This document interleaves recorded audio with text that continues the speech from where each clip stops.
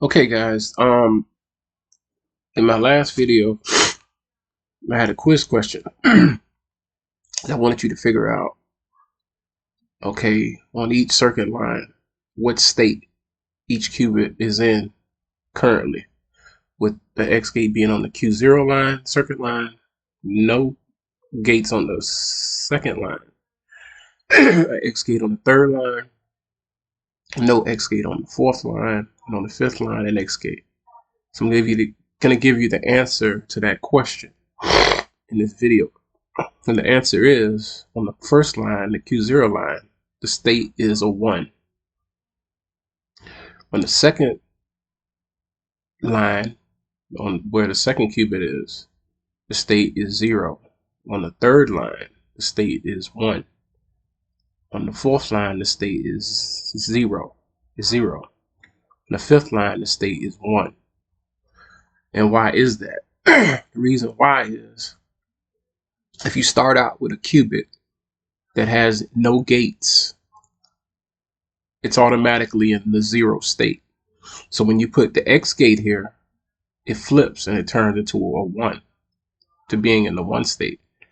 So that's the Q1 line. The Q1 line is in the 1 state. Now, the second qubit is what I just said. It has no gate. So if there's no gates on the circuit for that qubit, then that qubit is automatically in the 0 state, because that's where it starts out at.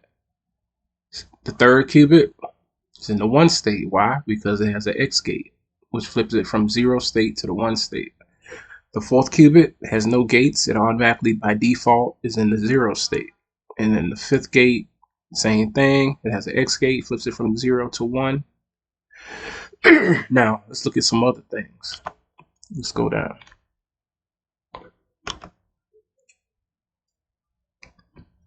Another way you could tell is by looking at the state vector. Let me blow this up. This is another way you could tell. This is called the state vector, right? So let's look at this. You see this big blue bar, right? Now, when you're reading this, you start from the first number at the top, right? And then you go down. So that first number represents this Q0 line, this first circuit line. And what does it say? It says a 1. And that's true because you have an X gate there, which flips the qubit from 0 to 1. Let's look at the second number in this string of numbers going down. It says 0.